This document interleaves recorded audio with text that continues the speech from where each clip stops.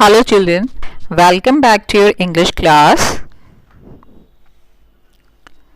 Today we are going to learn that how to write a letter and an email. First of all, you should know what is letter. Then we will see the types of letters and at last the format of the letters with sample examples. So, what is a letter? Children, a letter is a written message that can be handwritten or printed on paper. It is usually sent to the recipient via mail or post in an envelope.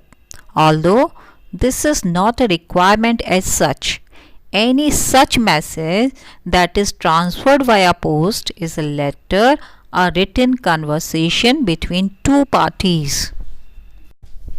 So, a letter is a form of written communication between two persons or two parties on a particular topic, matter, issue, incident, etc. It serves the purpose of documentation as well. What is documentation? Documentation means written record.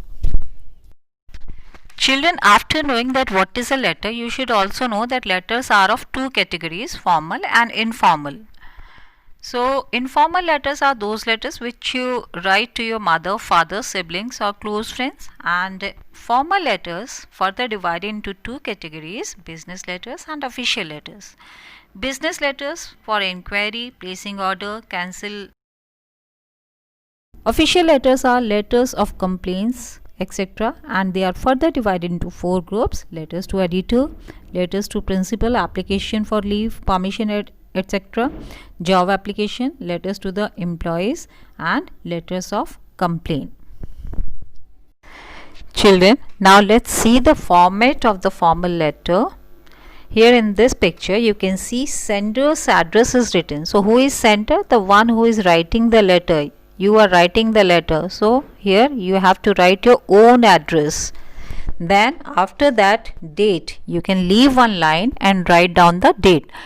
Children, remember the date should be written in full above the salutation. For example, October 21, 2020, or you can also write 21 October 2020. It could also be put as 21st October 2020, but don't write the name of the month in short. For example, don't write October as OCT dot. It is wrong. Okay, this is not the proper way. Then after that you can see, and after that it is written receiver's address. So who is the receiver? The one who will get the letter.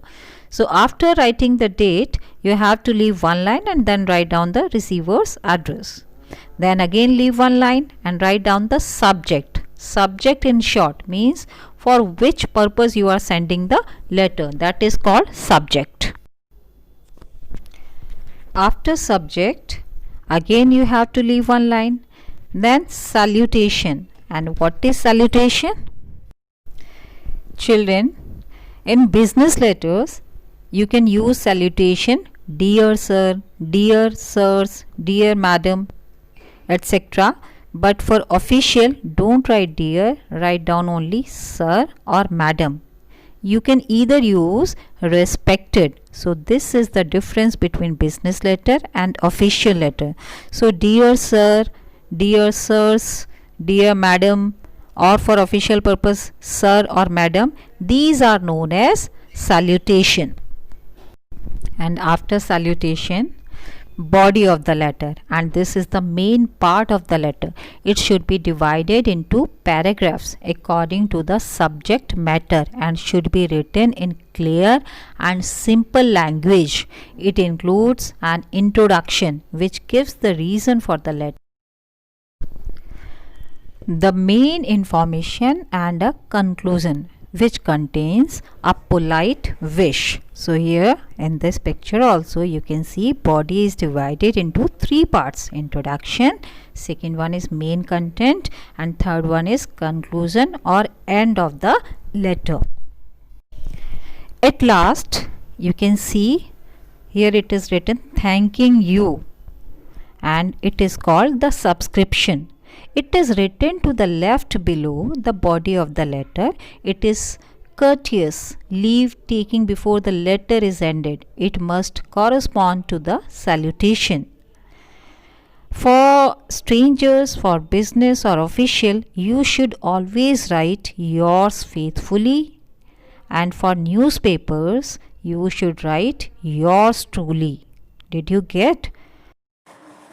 That salutation is differ. For strangers, for business purposes, for official purposes, it should be written yours faithfully. And to editor, to newspapers, you have to write yours truly. So this is the basic difference, and you should remember this. And after that, sender's name is written here. It is also called signature. So no need to write both. So it would be better if name only. So the writer should put his or her name or signature, or means choice, with designation. Designation if you are on some post in business and official letters below the subscription. So remember, you have to write your name. So children, after the format, I am providing the sample of a business letter. Just go through it. Children, now take a look on the format of a informal letter. So in this picture, you can see, first of all, you have to write the address, your own address.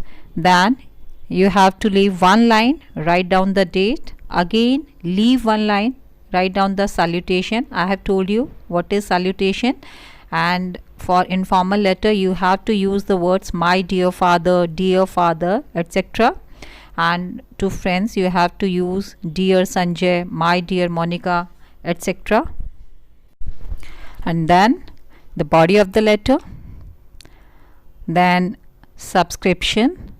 For your relatives, you have to use the words yours affectionately, yours affectionate son, brother or sister. For your friends, you have to use yours sincerely or your sincere friend. At last, always write your name. Here it is the sample of an informal letter. Just go through it for your better understanding. So children, now you have learnt about the letter writing, formal as well informal. But you must be knowing that hardly someone writes a letter nowadays. They are using mails or email. So first of all, you should know the meaning of email. What is email? Messages distributed by electronic means. E stands for electronic. Electronic means from one computer user to one or more recipients via a network. That is called email. So children, email is the short form of electronic mail. It is one of the most widely used feature of the internet along with the web.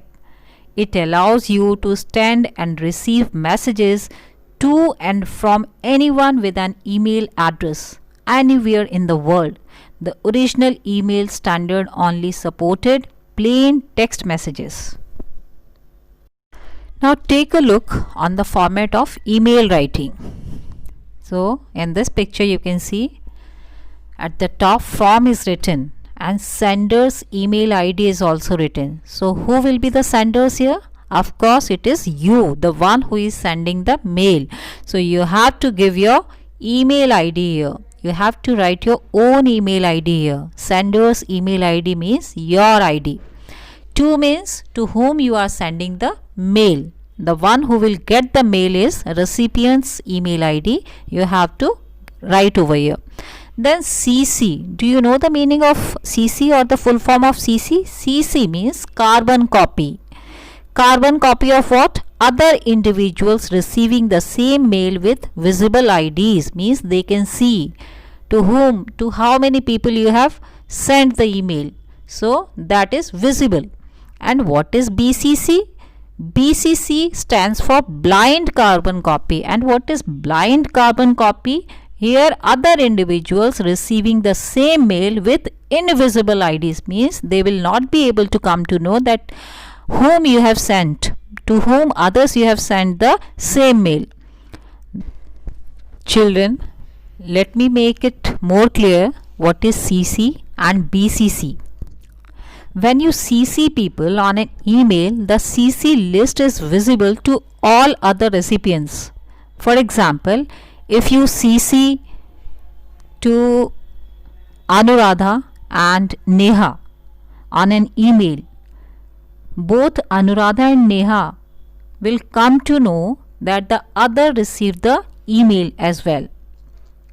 And what is BCC? BCC stands for blind carbon copy.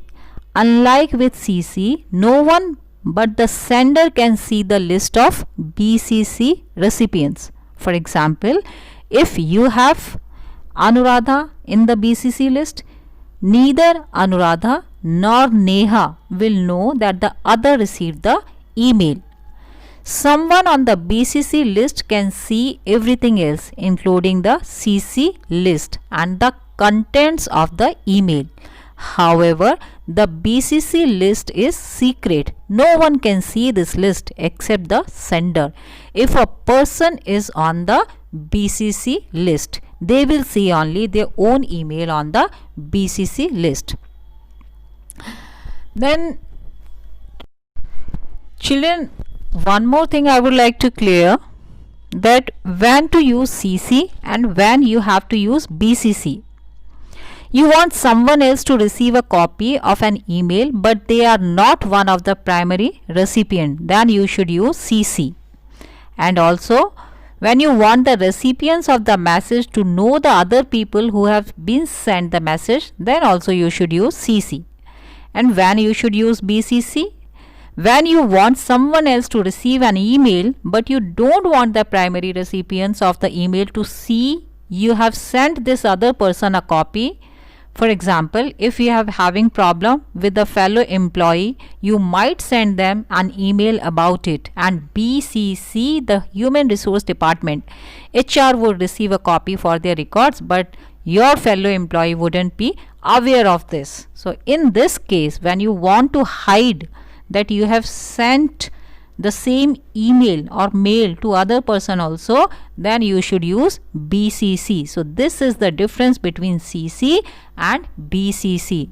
It would be better if you use BCC. This is what I will suggest. One more important point, to and CC. What is the difference between to and CC in email address? In email, the to and CC fields work similarly, whether you put 4 email addresses in the to field or put 1 email address in the to field and 3 in the CC field, the 4 people will all receive the same email. Children, this is the way you can write an email. Let me give an example also. Just go through it. Children, letters you can practice on the paper, but email should be written. So until and unless you are not writing the mail to someone, you will not be able to understand clearly. For that I am providing my email address. You have to write the mail on the given topic and today itself, and it will be considered in your activity. So everyone all have to write the mail. Thank you.